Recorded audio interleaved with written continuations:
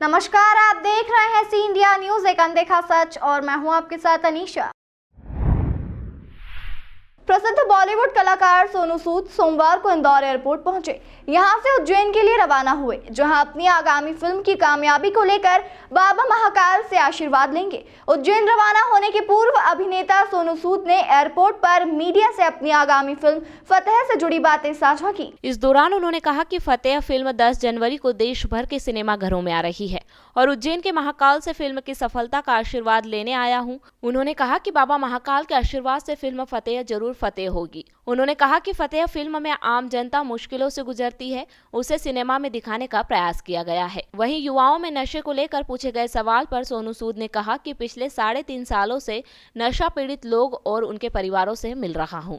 देश भर में जो नशा मुक्ति केंद्र खोले गए हैं उनका समर्थन करता हूं। वहीं उन्होंने कहा कि इंदौर शहर देश का सबसे स्वच्छ शहर है और यहां से देश के लिए कुछ अच्छा करना है तो इंदौर अच्छा संदेश दे सकता है। वहीं बागेश्वर पीठाधीश धीरेन्द्र कृष्ण शास्त्री के देश को हिंदू राष्ट्र के सवाल पर उन्होंने कहा कि हमारे देश में अलग अलग धर्म के लोग रहते हैं और एक साथ रहते हैं और कमाल का परिवार है। साथ ही मैं सभी से हमेशा कहता हूं कि मैं हिंदू हूं और हमेशा गर्व महसूस करता हूं।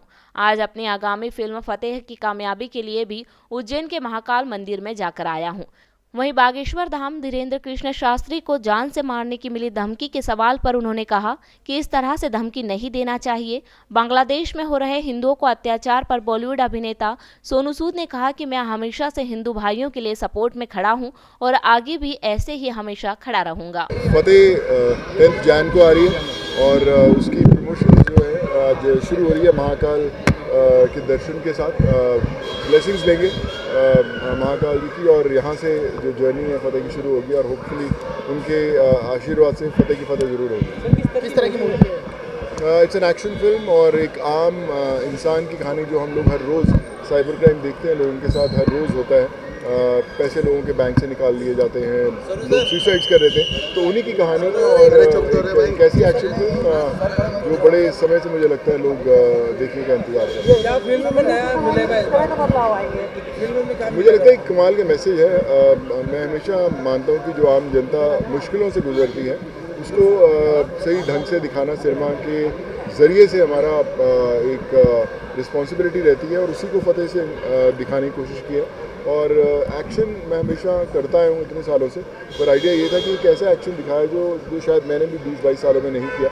इसमें सारी हॉलीवुड की टीम्स आई, सारे हॉलीवुड के कैमरामैन, टेक्नीशियन, साउंड रिकॉर्डिस्ट, हर चीज़ वहाँ से लाके एक ऐसी एक्शन फिल्म जो मुझे लगता है कि आई होप कि लोगों ने पहले ना देखी हो। विक्रांत मैसी ने संन्यास लेने की घोषणा की है अपने सोशल मीडिया पोस्ट पे लिखकर कि वो अब मूवीज़ नहीं करेंगे।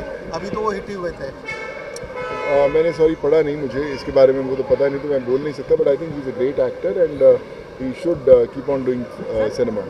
सर, युवाओं में नशे की जो एक आदत हो रही है और एक्सीडेंट कुछ के कारण जो हो रहे हैं, आप लगातार इसको लेकर अपनी बात रखना चाहिए, क्या इंदौर से जमीन से नशे? देखिए, मैं पिछले 3.5 साल से हम लोग जितने नशा पीड़ित लोग रहते हैं, परिवार रहते हैं, उनको सपोर्ट करते हैं। करीबन 750 से ज़्यादा देश भर में जो नशा मुक्त सेंटर्स हैं उसमें हम लोग सपोर्ट करते हैं लोगों को। अगर किसी भी देश में किसी को भी नशे की प्रॉब्लम है या परिवार को, तो हमारे अगर आके फाउंडेशन की साइट पे हमें कनेक्ट करता है तो हम लोग पूरा उसका खर्चा उठाते हैं। उसे जब तक वो ठीक नहीं होता हम लोग उसे उसका पूरा टेक केयर करते हैं।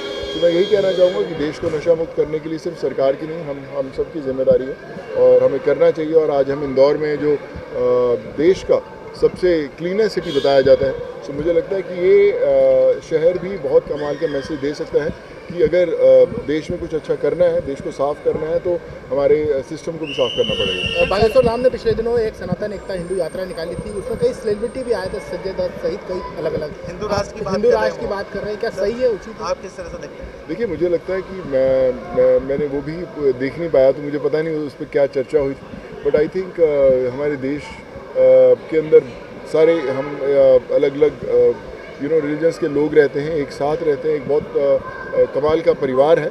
और मैं गर्व से हमेशा कहता हूँ कि मैं हिंदू, मुझे बहुत गर्व महसूस होता है। और आज आप देखिए, इसीलिए अगर महाकाल के दर्शन करने भी मैं अपना पहला जो स्टेप ले रहा हूँ फतेह का, वो महाकाल जी के आशीर्वाद से ही ले रहा हूँ। और होप कि हमें गाइड करते रहें, हमारे सब हिंदू भाइयों को गाइड करते रहें और हमेशा ब्लेसिंग बना करें। बांग्लादेश में जिस तरह से बजविंदर परवाना ने बागेश्वर धाम सरकार को जान से मारने की धमकी दी है, वो कुछ गलतफहमी के चलते हैं। मैंने अगेन न्यूज़ फॉलोअप नहीं किया, बट आई थिंक देश में पीस बनाए रखना ज़रूरी है। धमकियों क्यों देनी है? मुझे लगता है एक साथ हम लोग रह सकते हैं मिलके। बांग्लादेश में जिस तरह से हिंदुओं पर अत्याचार रहा है उस पर पूरे देश में लगातार विरोध होते हैं, लेकिन एक भी सेलिब्रिटी उसको लेकर किसी तरह का कोई ट्वीट किया है, इस तरह से नहीं कर रही, क्या कहना चाहिए?